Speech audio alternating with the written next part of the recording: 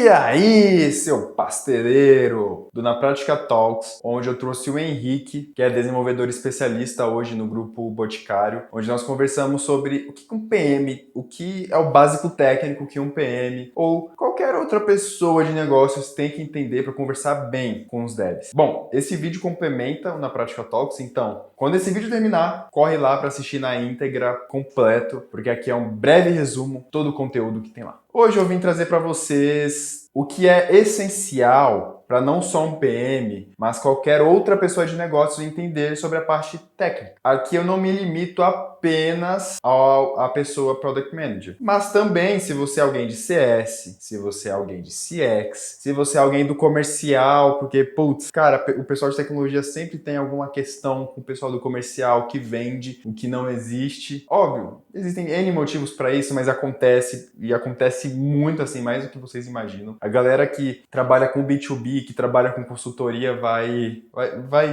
endossar isso que eu tô falando nos comentários. Mas o ponto é, a principal proposta desse vídeo é te entregar o mínimo necessário para poder melhorar o seu repertório técnico no dia a dia. Assim como são tipos de conhecimento que me melhoraram e me ajudaram a conversar melhor com os devs que eu estou em contato diariamente. Então, se você quer melhorar essa questão, se você quer conversar melhor com os devs, se você é do comercial e não quer passar estresse com os desenvolvedores e os gerentes de projeto e os gerentes de produto da sua empresa, eu recomendo muito que você fique até o final desse vídeo, porque aqui eu vou trazer algumas sacadas que vão ajudar você, Product Manager ou qualquer outra pessoa de negócio, a melhorar seu repertório técnico. Vamos lá. Qual que é o primeiro tópico mega importante para se aprender na parte técnica? O primeiro dele é noções básicas sobre banco de dados. Então, é interessante que você ao menos saiba o que significa um select, caso, bom, pegando aqui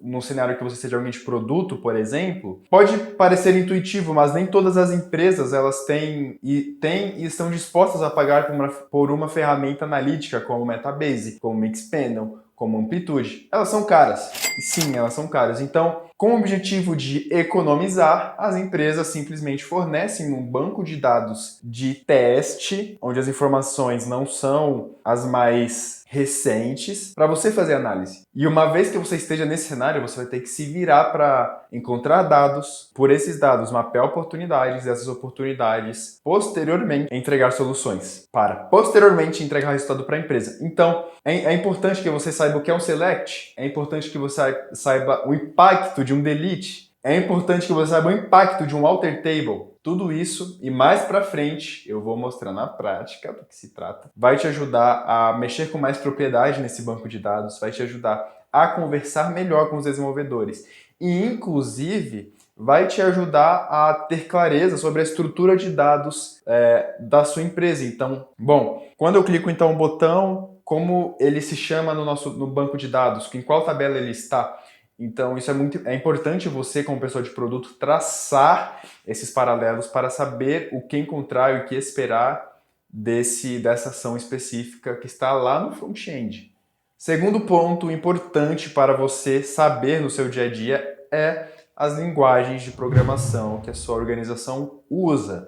E aqui eu não estou falando que você tem que pegar para botar a mão no código. Se quiser, é legal. Você vai saber como é que funciona, você vai saber como é que você cria uma branch, você vai saber como você faz um pull request, você vai saber como é que é como é a dinâmica final, né? Depois que o código é feito, para onde ele vai, como é o processo dele subir lá para o GitHub. É interessante sim, mas não é obrigatório. Então, você entendendo a linguagem de programação da sua empresa, lendo minimamente a documentação ali, você vai entender as limitações que aquela linguagem oferece posteriormente. Por exemplo, se você é alguém do comercial, você não vai vender algo que é impossível de ser criado. E, em última instância, vai evitar a dor de cabeça com o time de tecnologia. Eu acho super importante, sim, ter essas noções. Eu acho importante, sim, entender as linguagens de programação, porque cada linguagem tem um objetivo. Então, se, por exemplo, óbvio, aqui, pessoal, o que eu vou falar daqui para frente não necessariamente se limita, mas eu quero lidar com o escopo da linguagem final, tá? Então, se você é alguém técnico, não me bata nos comentários, mas o que eu quero falar aqui para frente é, por exemplo, Então vamos supor que você hoje está inserido em uma empresa e chega B2B e chega um cliente querendo fazer um orçamento sobre, por exemplo, algum módulo de machine learning que trabalha ali com estatística e tudo. Pensando puramente na parte técnica e não na questão de oportunidade de negócio, se a sua empresa não trabalhar com Python, talvez não seja possível entregar o que esse cliente está demandando. Então, quando você entende mais ou menos a finalidade da linguagem e o que está sendo solicitado, talvez ali você já consiga podar. Talvez ali você já consiga ter noção. Opa, eu não posso vender porque a gente não usa Python e Python é a linguagem mais recomendada para fazer determinado, para desempenhar essa atividade. Então, essa é a ideia que eu quero passar aqui. Você conhecer essas linguagens te possibilita a ter uma propriedade maior nesses momentos. Aqui eu dei um exemplo, óbvio, talvez existam outras linguagens sim que deem para trabalhar com essas questões que eu falei agora, mas eu quis dar um exemplo focado em Python para que fique elucidado aquilo que eu estou falando.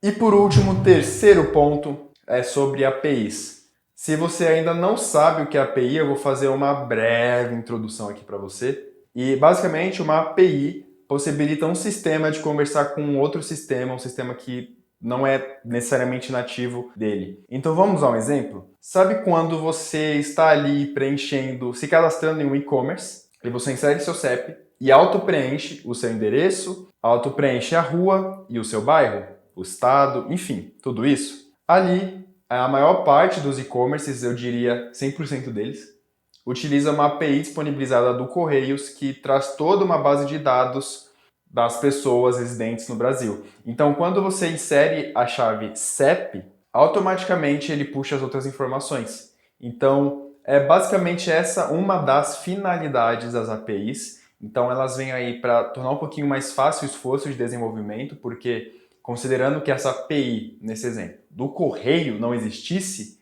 talvez fosse necessário ter que fazer na mão esse banco de dados e seria humanamente impossível. Bom, esse é um exemplo e basicamente as APIs elas estão inseridas em vários produtos. Muitos produtos eles são basicamente compostos por integrações com vários parceiros diferentes e muitos deles monetizam só assim atualmente. Eu conheço vários casos e já trabalhei com produtos que não necessariamente era um produto em si, mas eles juntavam várias APIs e entregavam ali a proposta de valor para esse cliente. Agora, por que é importante você saber de API? Eventualmente, no dia a dia de desenvolvimento, quando você chegar na parte de downstream, na parte de botar a mão no código, de vocês desenvolverem e tudo mais, um desenvolvedor vai chegar para você e falar: pô, eu li a documentação aqui, mas eu não tenho um exemplo do que deve ser inserido nesse campo. Pode arrumar para mim? Você vai pensar, o que é um exemplo? O que seria um exemplo? E basicamente o exemplo é o campo em questão acompanhado pela chave dele. Então, por exemplo, o campo endereço recebe uma string, que é uma cadeia de caracteres, de texto, enfim, com um determinado número de caracteres, onde é passado de determinado jeito. É basicamente assim que você deve passar para esse desenvolvedor quando ele te pedir um exemplo. Então, você entendendo como funcionam as APIs, se é possível ou não plugar uma API no seu produto, se faz sentido ou não, isso tudo vai te ajudar a ponderar esse processo de decisão. Pessoal, chegamos ao fim de mais um vídeo. Eu agradeço demais por você ter chegado até aqui. Se você gostou, comenta e compartilha com a sua comunidade de produto. E espero vê-lo no próximo vídeo. Abraço!